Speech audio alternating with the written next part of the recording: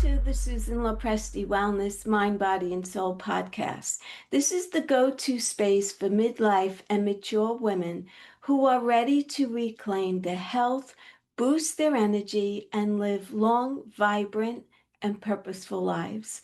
Each week, we dive deep into natural wellness, holistic healing, anti-aging strategy, and healthy lifestyle habits to help you feel your best physically, emotionally, and spiritually.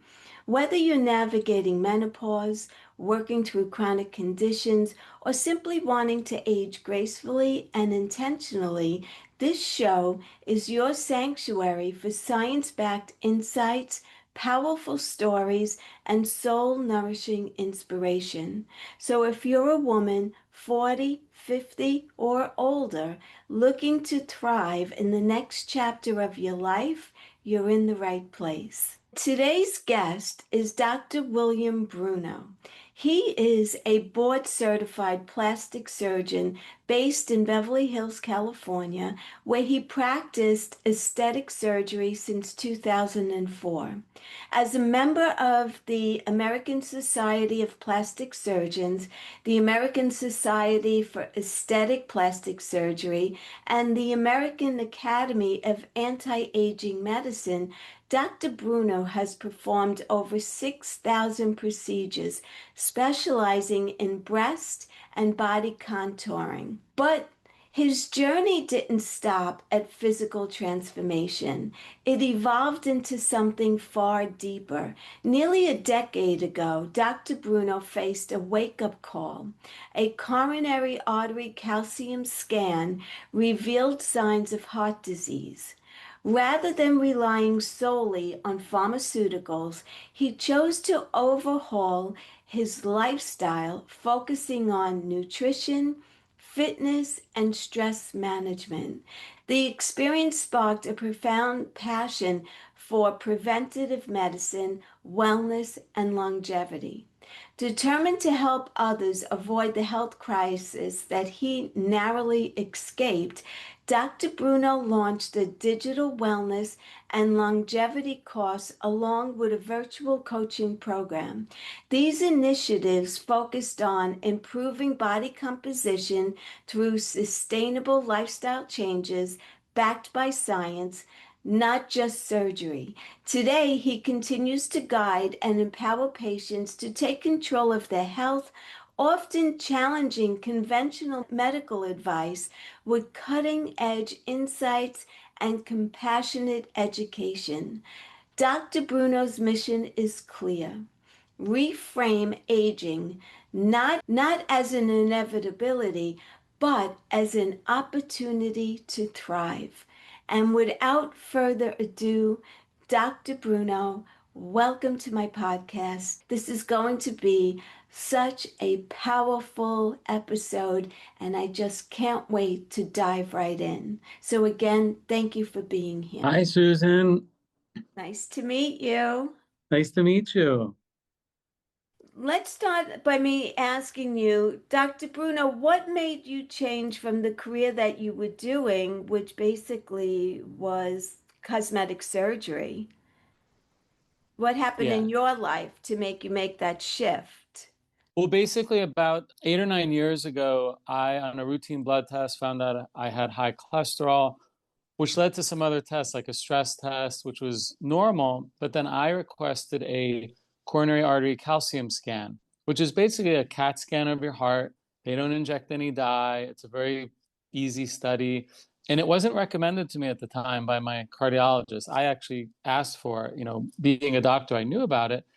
And my calcium score was very high, which indicated I had a lot of calcifications in my blood vessels of my heart, my coronary arteries. So that led to another test where they do inject some dye and then they do a CAT scan. It gives you a better picture of what's going on in the heart. But because of that, at the time, I really took a deep dive into nutrition, and I wanted to try to avoid having to take, let's say, statins or cholesterol lowering medicines forever necessarily.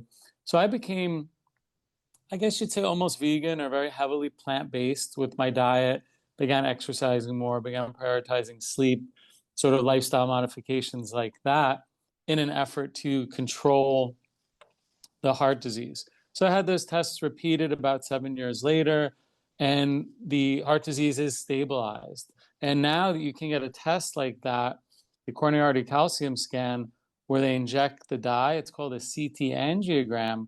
But now, because of AI, they use AI and they superimpose the AI over the image, and then you get a very good look, more specific, accurate look into the blood vessels, and they could tell you like what percentage they're blocked. 28%, 42%, what have you. So based on that, I don't have any soft plaques, really. There's soft plaques or sort of unstable plaques. And then there's hard calcified plaques, which are a little more stable and less likely to break off. Because if a plaque breaks off in the blood vessel, it causes a heart attack. If a plaque breaks off in the neck, it causes a stroke. So I'm following that very closely, and I'll probably repeat that test in another couple of years. But that's what really got me interested in health and wellness. And I found myself, treating my patients. I'm a full-time plastic surgeon. I do surgeries all the time. And then I just noticed my patients, they weren't that healthy. And I do treat a lot of, women mostly in my practice, I'd say over the age of 40. And I would just look at their labs and notice metabolically they were unhealthy, whether that was high blood sugar, high cholesterol. So I would just try to give them advice and some strategies. And I started posting more content on it. And then I went on to create a digital course on wellness and longevity. And now I have a coaching program on how to help patients improve their body composition. So that's just a little background about my story, how I got started into wellness, which has probably been now 8 or 9 years, and trying to focus on letting patients know that they have a lot of control over their health with lifestyle changes. Yes, you might need a medication here or there, but you can make a lot of changes with regard to nutrition, exercise, sleep, etc., to really optimize your life. And then knowing when to get the appropriate tests done. And of course, this should all be done in conjunction with your doctor. But, I learned that, you have to be proactive. You have to bring information to your doctor. Don't just wait for that annual physical exam where they say, oh, your labs look okay, and then you don't see a doctor for another year. So that's just a little background about how I got into this. So for that calcium score, I've done that test a couple of times and it comes back as 0. What number brings you to a concerning point? Actually, anything over 0 is abnormal. So Oh, zero in your case is great. The only thing that it doesn't tell you is the 0 tells you have no calcified plaques. You could have soft plaques, which that test doesn't pick up. The soft plaques are sort of unstable. If you visualize inside the blood vessel, like if it's mucus, it's soft and you can't see that, but those are the more dangerous, unstable ones. So you could, or really anyone who's had a calcium score of 0 might consider getting the CT angiogram, where they inject the dye and use the AI, and that will tell you if you have any soft plaque or any sort of mixed plaque that are kind of in between soft and hard. But a score of 0 is great. In my case, my score was 400. And at the time I was 49 at the time.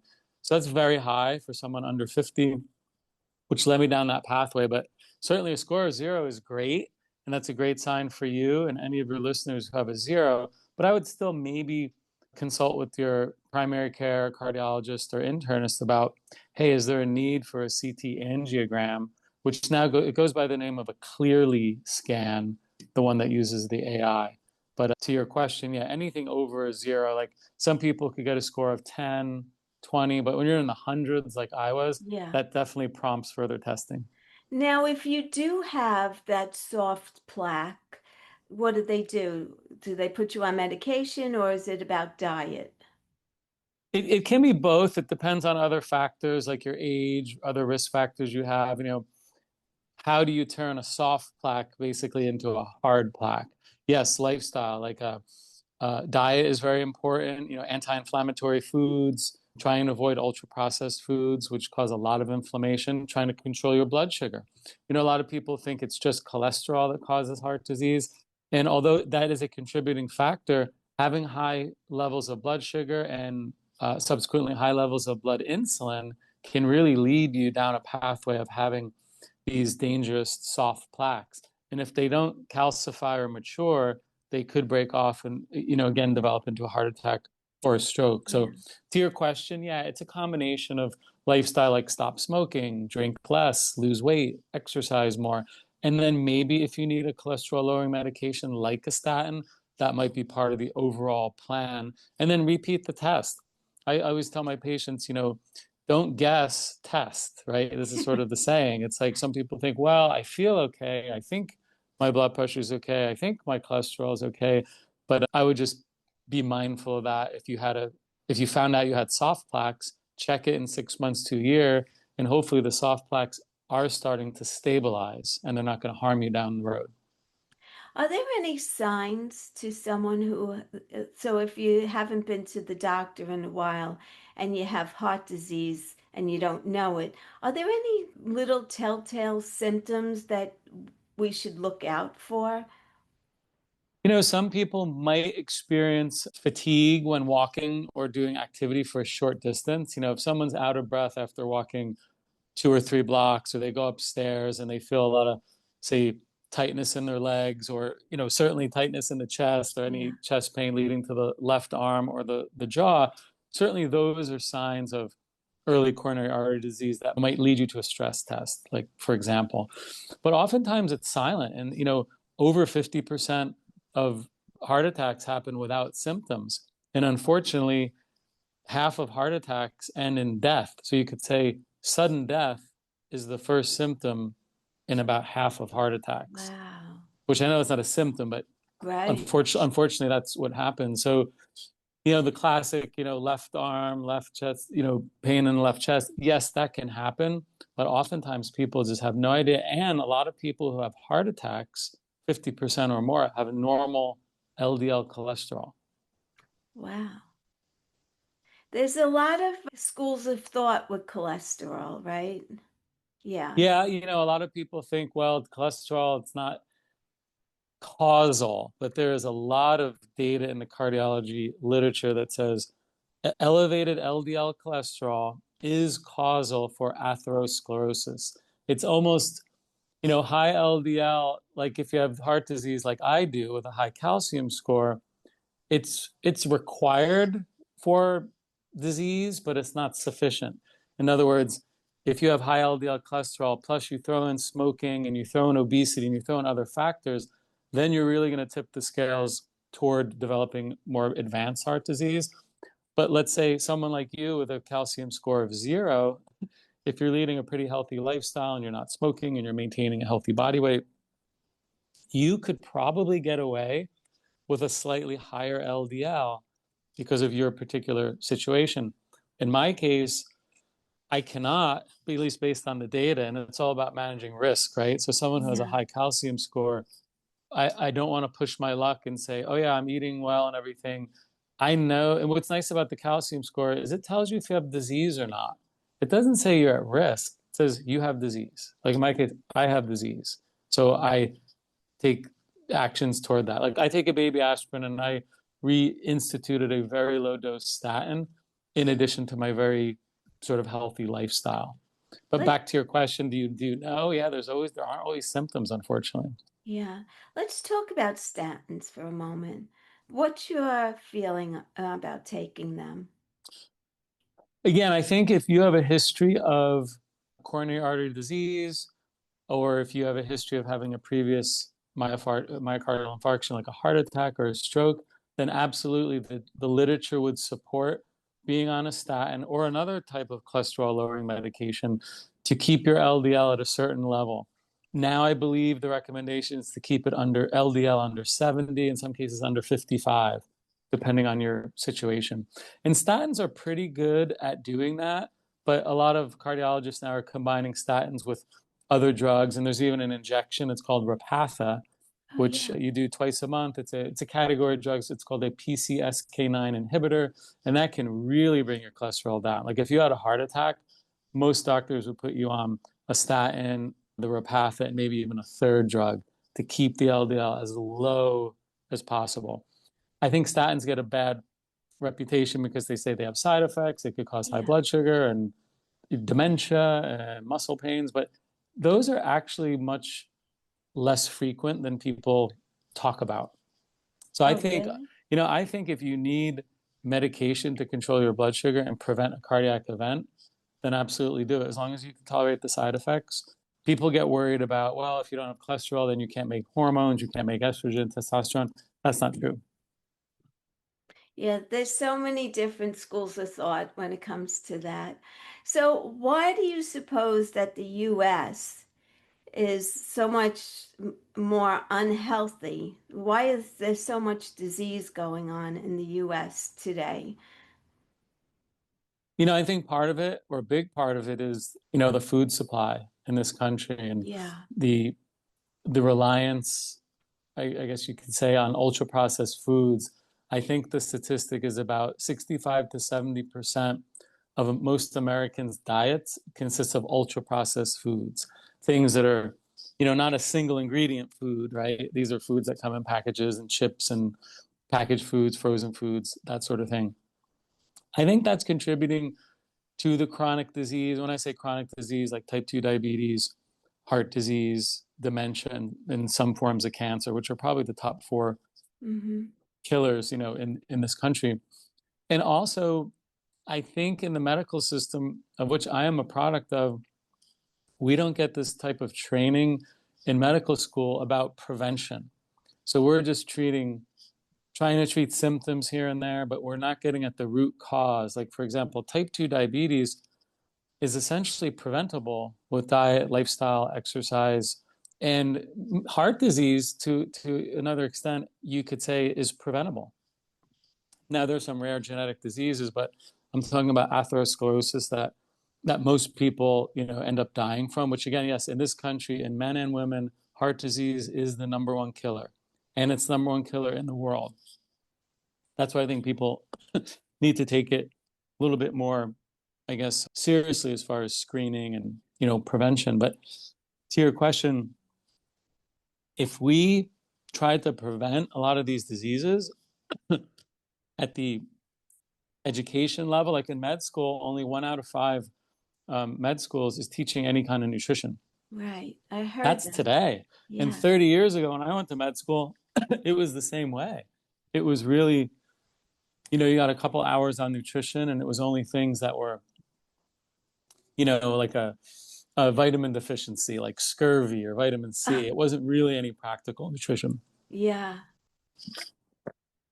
But I That's think if doctors could start educating their patients more earlier on, instead of getting the patients in their 50s and 60s where they already have advanced heart disease, they have advanced diabetes or dementia, or cancers are diagnosed later. And then we're just treating, the symptoms. And I think in this country, most of the healthcare dollars go into treatment. I think it's 80% of the US healthcare dollar goes into treating symptoms. Very little money goes into prevention. So I think, I guess, that and the food supply, to answer your question, are probably yeah. two of the big factors out there. I mean, other countries, right? You go to Europe, they have cleaner food. They don't allow certain chemicals in their food. This country, it's like the food that we get to eat wouldn't pass certain tests for the animals in Europe to eat, their livestock to eat. So it's kind of crazy that we as Americans are just consuming a lot of additives and chemicals in our food that are contributing to our chronic diseases. Yeah. What about lifestyle and genetics? Why are we not at the mercy of our DNA? It, Yeah, as it turns out, only about, and this number varies a little bit depending on different studies, yeah. about 20 to 25% of our lifespan is really dependent upon our genetics. So that leaves you about 75 to 80% of all of us can improve the quality of our life and the length of our life through lifestyle changes. Again, optimal diets, not smoking, maintaining healthy body weights, exercising, optimizing sleep, controlling stress. That can help control, let's say you don't have good genes, so to speak, that 20% isn't good. There's something called epigenetics where the lifestyle will dictate the expression of those genes. So if you have a gene that, let's say, might give you a tendency towards heart disease or dementia, you can adopt certain lifestyles to suppress those genes. So you're absolutely not a victim of your genes. You know, a lot of people think, well, my mother or father or my grandparents died of a certain disease, therefore I guess I'm going to die from that. And that's not true. I think what we inherit from our families are traditions. We inherit certain foods, behaviors, certain diets, things like that. So yeah, that's the field of epigenetics, and it's come a long way, and it's really empowering, I think, to us or all patients out there, people out there, to know that you have a lot of control over it. You know, the saying is genes load the gun and lifestyle pulls the trigger. Yes. Yes. So yeah, you're not really a victim to quote unquote bad genes. Yes. Well, it's interesting that you say that. In my family, Alzheimer's is prevalent, and I actually test positive for the gene, the APO4E, I think it Yeah, is. ApoE4, yeah. Yeah. And so because of that, I do everything that I can to maintain good brain health. You know, I really pay a lot of attention to that because it's a terrible disease, Alzheimer's, to watch someone really just they disappear basically. They're still there physically, but they're not the same person, and it's a very hard disease to watch. So, I know what you mean by that. And the other thing I wanted to ask you is, why is it that eat less, move more is the most dangerous advice in health? You know, I think a lot of people have adopted that strategy, whether they were told that by their physician or they something they think is, well, I'll just eat fewer calories and try to, you know, do more cardio, for example, to burn more calories. But as it turns out, the fewer calories you eat, your body will adapt. Like, I think your listeners out there and maybe yourself have tried diets where initially you're like, I'm going to drop my calories and I'm seeing a little bit of weight loss, and then it plateaus. The reason that happens is your body's metabolism slows down because it feels that you're in a situation where you no longer have access to food. So if you know, let's say you need 1,800 calories a day, but now you're just eating 1,100, that's such a steep caloric reduction that your metabolic rate shuts down, and then your body will start catabolizing, let's say, muscle, for example, and start breaking down other body tissues to keep you alive. So I think eating less, moving more isn't a long-term strategy. I think the long-term strategy really is trying to optimize your nutrition. Most people probably need to eat more protein, Mm-hmm. eat more fiber. Those two things will make you feel more full. So it's not about reducing the calories. I think it's more about adding more muscle to your frame, adding more muscle to our bodies, which that in turn increases your resting metabolic rate. Because as it turns out, you know, cardio and excessive high intensity cardio that a lot of people end up doing in these classes, right? They go to Orange Theory and Soul Yeah. Cycle and things like that. You will burn calories during that class, but when the class stops, you're not burning any more calories. And in fact, in some cases, you create a lot of stress to the body, increased levels of cortisol. And then women, especially in middle age, find themselves gaining weight around the lower abdominal area, where really, if people want to lose fat and maybe build muscle, it's really weight training and optimizing their protein, which I know is a different philosophy compared to back in the 80s. Everyone, especially women, were like on the treadmill, eat Yes. less, just eat salads, you know, cardio, cardio, cardio. And you see where that's gotten us. Well, this country is still one of the, if not in the top five most obese, sickest countries in the world. So I think the shift is starting to happen where if you want to lose weight, if you want to, let's say, optimize your body composition, start doing resistance training, some form of weight training. It could be with body weight, it could be bands, whatever, and start eating, you know, appropriate amounts of protein, which is about a gram of protein per pound of ideal body weight. That will serve you much better than the eat less, move more, which I think that philosophy has contributed to people, you know, being, let's say, skinny fat, right? Where Right. they call that sarcopenic obesity, where sarcopenia is lack of muscle and they have more fat, which, to be honest, is kind of where I was 8 years ago when I started this journey. And I didn't know anything about this. And I've improved my body composition, you know, doing all that in my 50s. So it's never too late Right. just to, let's say, start lifting weights or to improve your body composition, which isn't just about aesthetics. You will improve your health by having more muscle. This Yeah. isn't about being a bodybuilder or anything. This is about just thriving as we get into our 60s, 70s, 80s, and beyond. Yes. But how do you feel about animal protein? You know, I was vegan for a number of years and I began to reintroduce actual grass-fed beef and pasture-raised eggs over the course of the last year or so. And I learned more about that. And the data would suggest animal protein is good for you as long as it's not ultra processed, right? Right. Like hot dogs and cold cuts and maybe sausage, things like that. Most people would agree those can contribute to heart disease and type 2 diabetes and cancer. But if you're talking about, healthier cuts of meat that are not processed, these are organic, pasture raised, or wild caught salmon, what have you, absolutely. And Yeah. some studies would suggest that that protein is more bioavailable and will be better served to your body, easier to build muscle, and so on. So I think the misconception that, let's say, red meat causes heart disease, that is a misconception, I would say now. It's just, how is the meat cooked? Where does the meat come from? Is the beef grass fed, grass finished versus if it ate corn its whole life? So Right. I think there's a lot of variables there, but I am in favor of it now, which is, if you asked me 8 years ago, I thought, oh, you have to be vegan because red meat is inflammatory. But it turns out most of the red meat, I guess I was eating, a lot of Americans eat, is processed, and that is bad for you. But there are ways to eat meat and to thrive and be healthy. Yes, absolutely. So that's great information. What are the top tests that your doctor may not offer you but could change your life? I think we touched upon the coronary artery calcium scan and the CT Yes. angiogram. If I sort of collectively put those together, let's call that cardiac screening, Yeah. because I think for men and women, that's definitely, especially, I'd say anyone over 40 should really have a coronary artery calcium scan, so the baseline screening. It's a test that's not that expensive. It might be $200 or $250, and typically it's not covered by insurance, but you'd have to ask for it.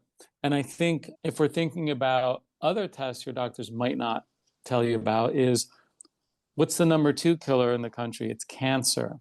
What's a good test for that? There is a blood test. It's called Gallery. And this is a blood test by a company called Grail, where it will screen for 50 different types of cancer just in one blood test. Wow. Now, these are cancers that are not ordinarily screened for. It's like not, breast cancer, there's mammograms, and for colon cancer, there's colonoscopies, and you should do those screening tests. But this is another test that I'd recommend anyone over the age of 50. Problem is, it's not covered by insurance. I think it's about $900, but it will detect, let's say, pancreatic cancer or liver cancer, other cancers that we're not screening for. And unfortunately, 70% of the cancers that we get are from cancers that we're not screening for with the mammograms and the pap smears and the Wow. colonoscopies. So that's something worth looking into. And another test, it's not a blood test, it's more of a functional test. The number one predictor of longevity, it's something called VO2 max, which stands for the volume of oxygen that your body can use. And this is a test that you may have seen. They put like a mask on you and you're on a treadmill and you're running or cycling, and it measures the amount of oxygen that your cells can use during intense exercise. So in other words, it shows how efficient your mitochondria in your cells are. The mitochondria are sort of the energy powerhouses of the cells. And you will get a score based on your age. Let's say you're 50. Let's say, okay, people age 50 should have this number. And it's very accurate, probably one of the most accurate tests we have at predicting how long someone will live. The good news is you can improve your VO2 max with cardio training, with high intensity sprint interval training, that sort of thing. So if you're in the lowest, let's say for someone who's in their 50s, if you're in the lowest quintile, like you're in the bottom 20%, if you can get yourself to that top 20% for your age group, Hmm. you can reduce your risk of death by over 400%. Wow. That's more than stopping smoking. That's more than correcting high blood pressure. That's more than correcting diabetes. So it's very powerful. And it's not something that just like professional cyclists do, is that if you wanted to get it tested, you could go to like a fitness center, a gym, maybe a physical therapy, facility. And that might cost maybe $200.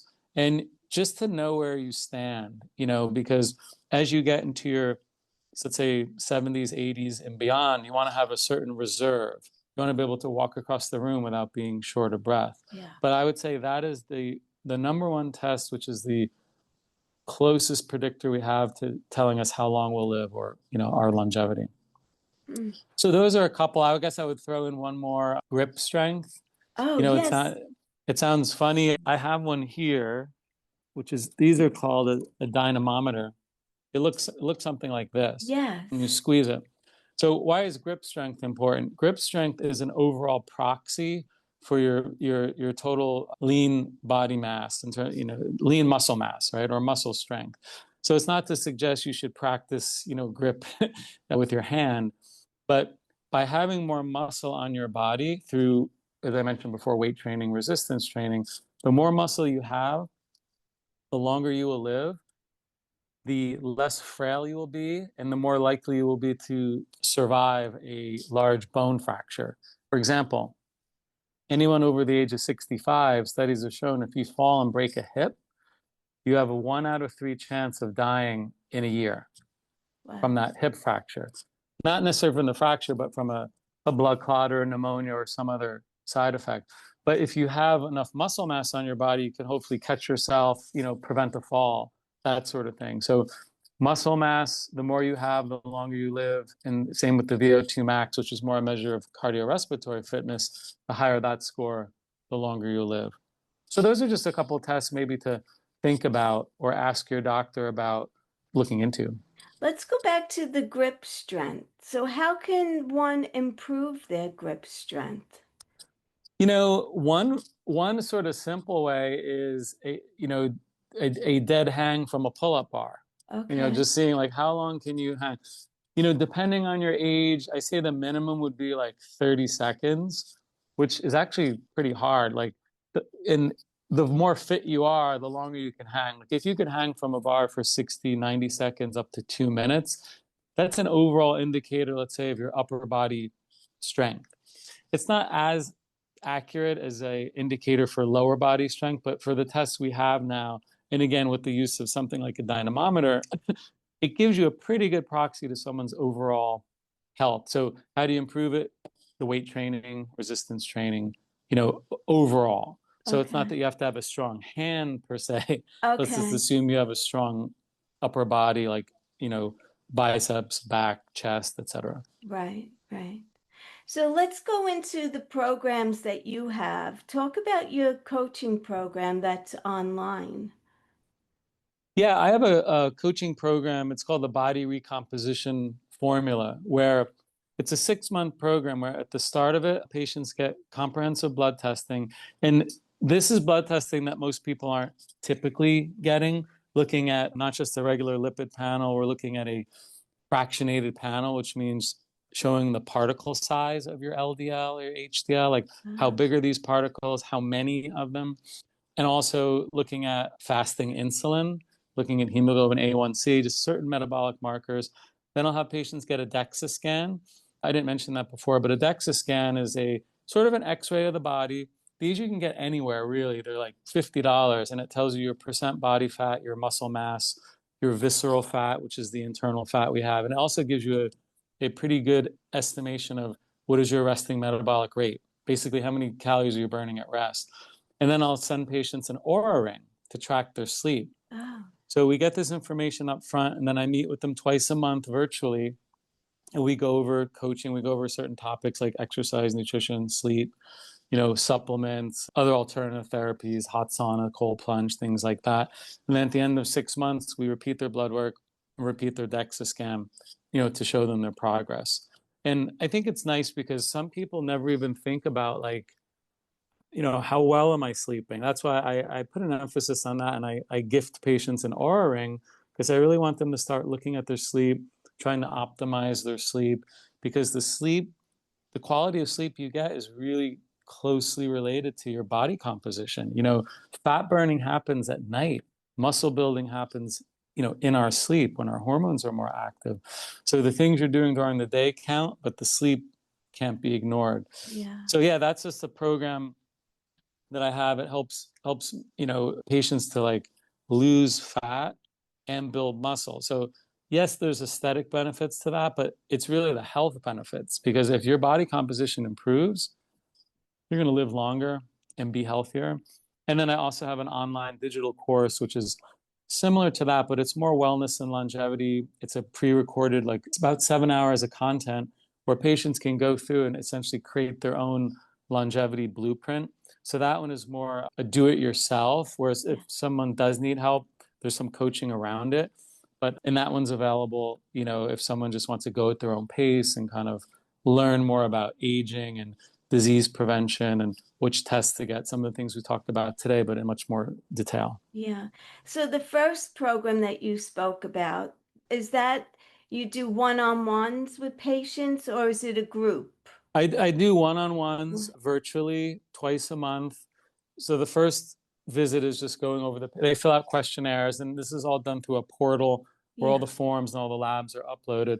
But yeah, then we'll meet twice a month for 6 months. And then in the end, we will either finish, or some patients will go into a continuity program, or we'll check in like once a month and kind of check in where they're at. But I would stress to patients, or all the listeners out there, just start to think about what can you measure, like whether it's steps, whether it's even just weighing yourself every day, whether it's keeping a closer eye on your cholesterol or your blood pressure or something, or your sleep.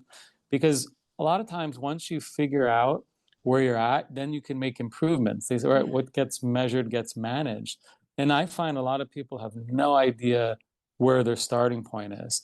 And like when we get the DEXA scan, for example, they're like, well, I had no idea I'm 30% body fat, which is kind of unhealthy. You want someone to be, let's say, in the 20s.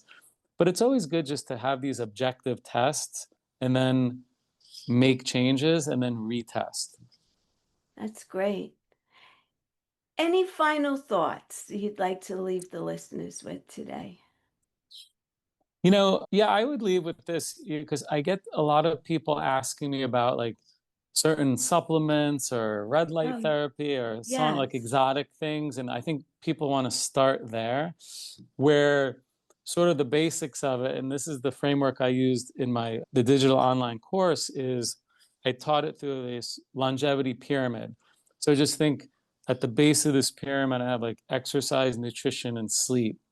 And if you could really optimize and maximize those things, that's probably 80 or 90% of your wellness, of your health span, of your lifespan.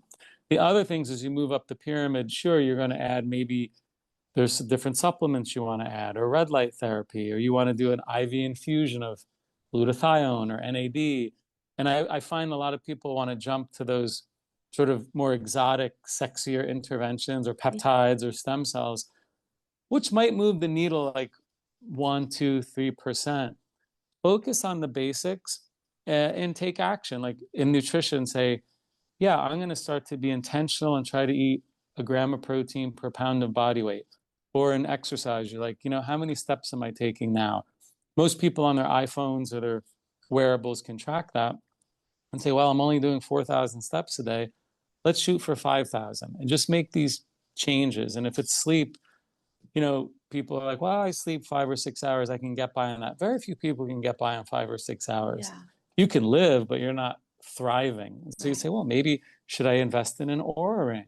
Should I try to, I don't know, go to bed earlier? Should I cut off my screen time? Or I wear blue blocker glasses, for example, at night, cuts down the blue light from television. Yes. But just take action and try to make a small change, because I think longevity is about these small daily changes that we make. It's not about high-tech gadgets and technology. And I think sometimes it's easy to get distracted on social media when you're looking for like this magic injection or supplement, when reality is it's just kind of going back to the basics of eating right and moving and sleeping, reducing stress, getting daily sunlight in the morning, and kind of these more ancestral habits, as opposed to, gadgets and technology. I love that advice. Yeah. It's simplicity. You don't have to complicate your life. We're already complicated. So Right. just And a lot of simple it's free. steps. Yeah, a Yeah. lot of that's free. Like go outside in the sun, put your bare feet in the ground. They call this Yes. grounding, earthing. Lots of benefits to that. Sure, some things do cost money, certain tests we talked about, but a lot of it is free. And if you are going to spend money, spend it maybe on getting better quality food, maybe spending it on Absolutely. getting a personal trainer to teach you some basics. You don't have to have a personal trainer forever, and maybe an Aura ring. Just kind of start there. So where could people find you? Yeah, my website, it's my name, which is williambrunomd.com. Okay. And then I have a drop down tab, a wellness tab there. And on there, I have 2 ebooks that are free that Oh, your great. listeners might want to see. One is an ebook on longevity, which is just 14 pages. It kind of goes over 10 basic steps. It's like bullet points. It's very actionable steps you could take. And the other ebook is about how to improve your body composition. And then my course is there, and then the program. And I'm pretty active on Instagram. Also, same William Bruno MD. There's a lot of plastic surgery content there, but there's also a lot of wellness content there. And if anyone has questions, they can send me a direct message or just reach out through my website. Excellent. Dr. Bruno, thank you so much. This was so informative. I love what you're doing and I appreciate all of your work. And thank you for coming on. Oh, thank you for your time and thank you for this opportunity, Susan. I really appreciate it. You're welcome. Thank you so much for listening today. If you enjoyed this episode, please leave me a comment. Let me know what you think. Also, if you think that this episode could benefit someone who you know and love, please share it out with them.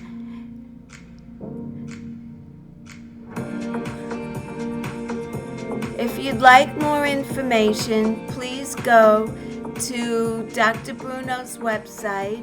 It's www.williambrunomd.com. From there, you can see his health coaching programs, and you can also download his free ebook. Again, thank you so much for listening. I appreciate each and every one of you. Until the next time, be well, stay happy, and bye for now. Take good care, everyone.